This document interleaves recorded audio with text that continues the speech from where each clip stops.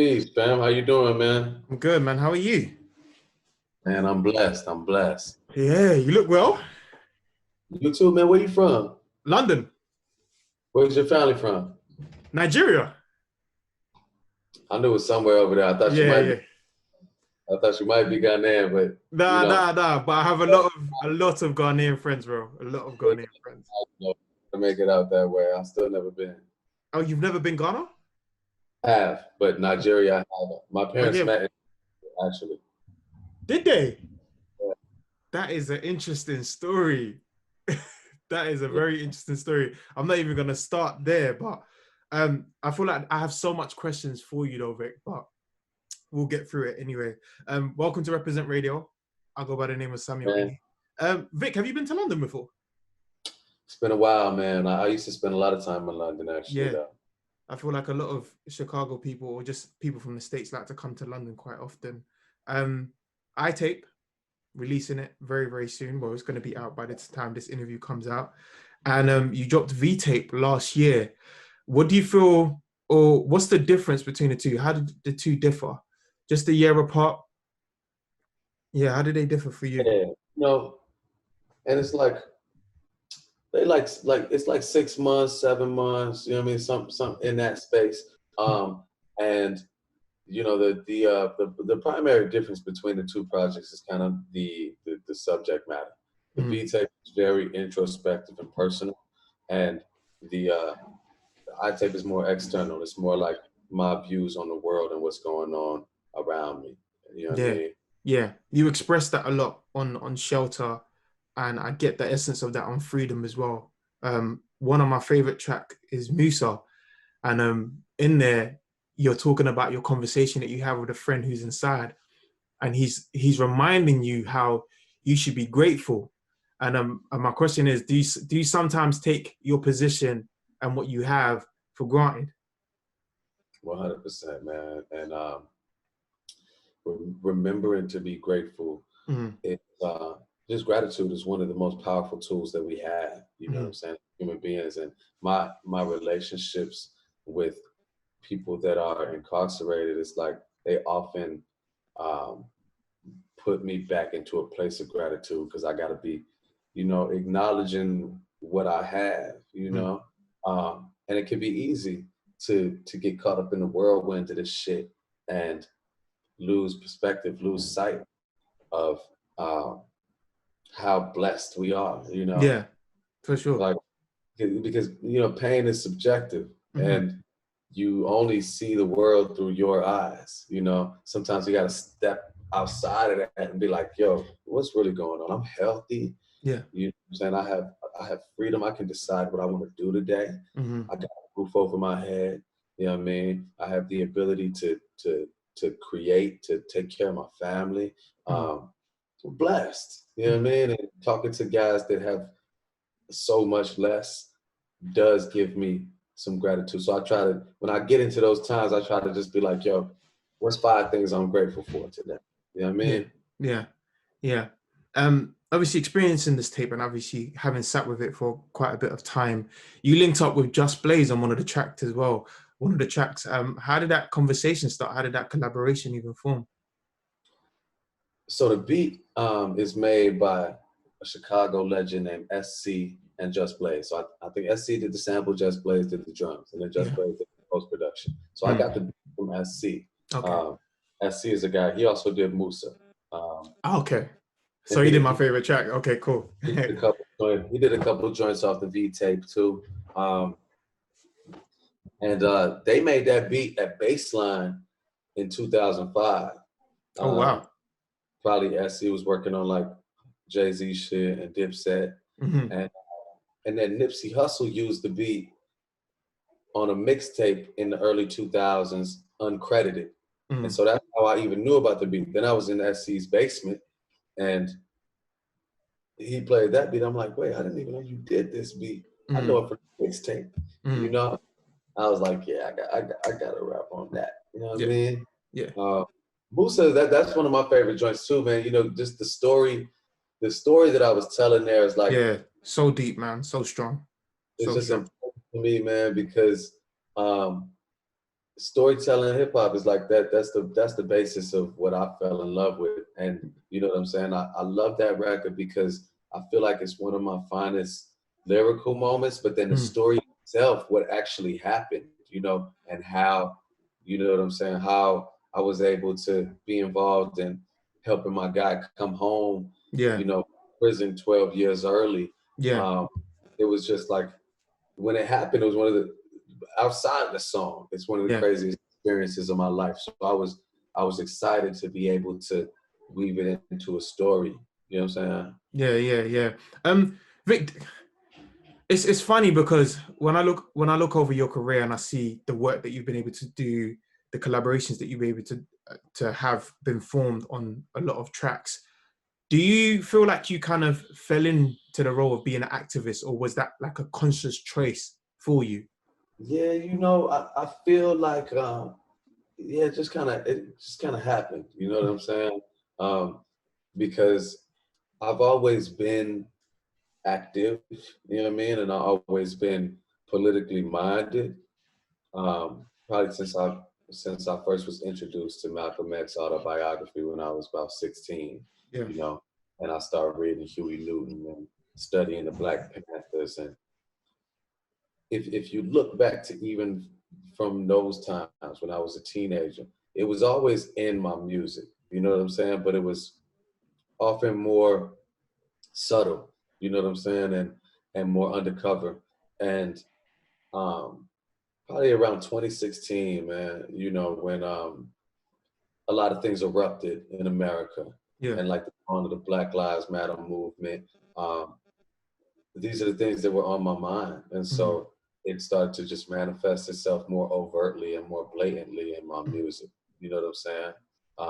And as that happened, it's like at the same time I was being active in the streets, and at the end of the day, it's like I see myself as being a truth teller.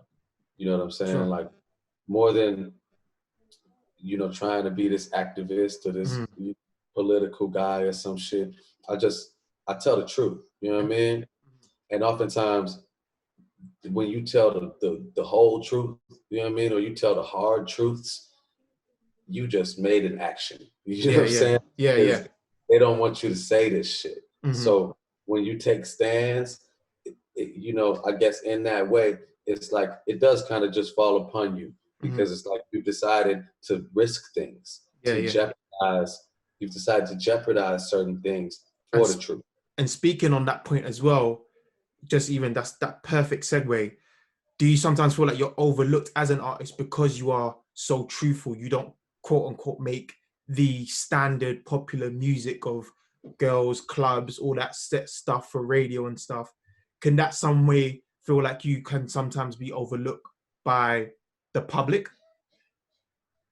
I think everything goes in cycles, man. You Mm. know, and I look at this shit um, as a long life, God willing. You know what I'm saying?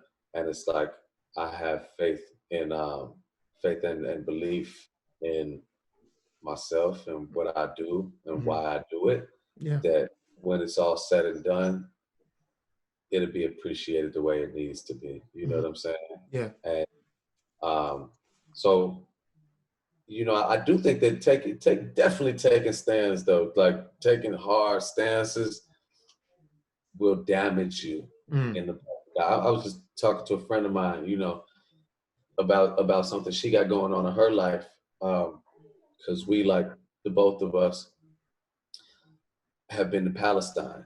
Mhm. She actually took me there, and you know, when you do something like that, when you even say the word Palestine, you say I support Palestine, immediately certain doors close. You know Yeah. what I mean? And you become a target in ways. Um, you know what I'm saying? But it's like you gotta prioritize and decide what really matters to you. You Mhm. know, and to me, you know what matters the most is living in alignment with my values, taking action in alignment with my values. Yeah. And so if I value the truth, you know what I'm saying, and I value justice and Mm. I value freedom, then there are going to be sacrifices that are Yeah. going to be. It feels like you finally have a good home, an organization that understands you, your music, the trajectory of your career. So how important has it been signing with Rock Nation and them just letting you be you, giving you that freedom to create the kind of music that, you know, touches the masses in a way that you want to be heard? That's a blessing, man. You know, because I've definitely seen artists that, you know, who make music that make the music they want to make, and then the label would be like, you can't put this out. You can't put the album out. You know, make a different album. You know, and I'm lucky to have never been in a situation like that. Yeah, dope. I'm gonna go to V-Tape because there's a song on there that I really love, and it's Debrief. And in the beginning, you mentioned about your dad, and you talk about your sister, and such an emotional time. In my mind, I'm thinking, what's he going through? Because he's layering his actual personal issues and situations on this track. But mentally, where was you at when you was producing or recording that track Debrief? Because you talk about your dad, you talk about how Rebirth. paralyzed, do you know what I mean? That's what you talk about. Yeah, rebirth. Rebirth, sorry. Yeah, yeah. You know, when I made that song, I actually was I've been trying to make that song for a little while. Yeah, Like I had literally written on a piece of paper all the things that I wanted to address. You know what I'm saying? Because I wanted to, like in film, when they break the fourth wall, you know what I'm saying? yeah, And they show you the camera. Like there's things happening behind the scenes the whole time. So while the world may just see, you know, a million views on me beefing with so and so, you know what I'm saying? Or this happening, or this or that, you know. mm, Uh, I wanted to break the fourth wall and show what was really happening behind the scenes in my life at that time. You know mm-hmm. what I mean? And you know, talk about what I was going through with my family and my father being paralyzed, and Yeah, you know, the mental health things that were going on in my family, and like give some context and some understanding so people could see me as a human being. You know what I mean? exactly.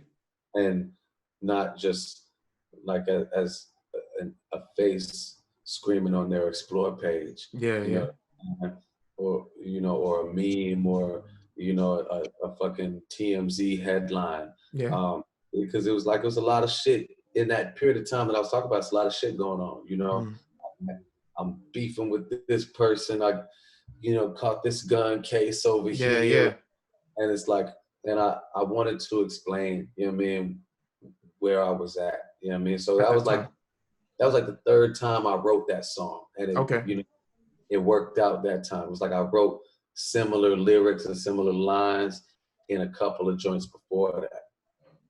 Yeah. Shelter, which is on the iTape. You released a video for it not too long ago. It came out last month. It's got Chance the Rapper and Wyclef Jean, such a powerful collaboration. Uh, and I feel like for me, that just really sums up the tape.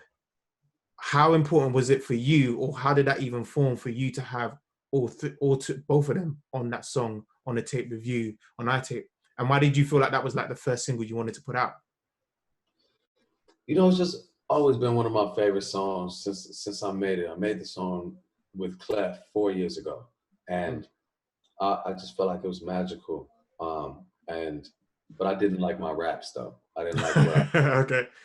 so I never put it out. And then last year I resurfaced it in the middle of just the chaos that was last year. You know what I Mhm. mean? And everything that was happening around me really informed me with what to say. And then when Mhm. the song took that new light, that's when I thought, hey, I think Chance would be perfect for it as it is now, you know, because before it was just like, it was just an idea. But once I put the verses down, then it made sense. You know what I'm saying? Um, and, you know, I felt like he could bring a different perspective, you know, but always, you know, it is a person that has important things to say. Yeah, yeah. This will have probably gonna have to be my last question because I've just been messaged. Um, as I said, V-Tape was out last year, 2020. iTape coming out. It's out right now. You've still been consistently producing, releasing music. And I feel like it's quite important to see the messages that you've been putting out there to the public. So my thoughts are then, where your inspiration is coming from, because we are still in a pandemic somewhat. The world is still in an uproar. And normally artists would draw stuff from life experiences, you know, going out a few places, being able to visit a few places and just have those life experiences. Where does your inspiration come now today to you to still produce music that matters? I would say I've been reaching inward. You know what I'm saying? It's like I've lived a lot of life in not so many years. You know what I mean? It's like I've been to every corner of the globe, you know, really. And there's so much to talk about. You know what I mean? It's like there's so much to say, but I do feel you though that it can get a little difficult, you know, being stationary. You know what I'm saying? But I think that what this moment has forced us all to do in our own separate ways is to draw on ourselves for inspiration. You know what I mean? Whether that's a creative inspiration or that's just the inspiration to fucking, you know, get up, clean your house and not, you know, be in the dark because you can't go outside, you know? Yeah. So in whatever way we've had to find the inspiration inside because it's always there. You know what I mean? Look at Mumia Abu Jamal, who's on death row, you know what I mean, but continues to write and produce. You know what I mean? It's like the man ain't been out in the world since probably the early 90s. But he's still one of the most prolific writers because it's all there. You know what I'm saying? And it's like, you know, it's been a process of just tapping into myself. You know what I mean? Thank you so much for your time, bro. iTape is out right now. Make sure you go stream it up on all major platforms. I've been Samuel Eni. This has been the amazing Vic Mensa. And I look forward to you coming down to London very, very soon, bro, man. Oh yeah, we gotta chop it up when I get out there, man. I definitely gotta come represent. I appreciate you, bro. Thank you, Sam, for giving me an opportunity to speak my mind and a platform, you know what I mean, for people to hear what I have to say. Thank you, man. Enjoy your day. Have a good one. Good, brother. Peace.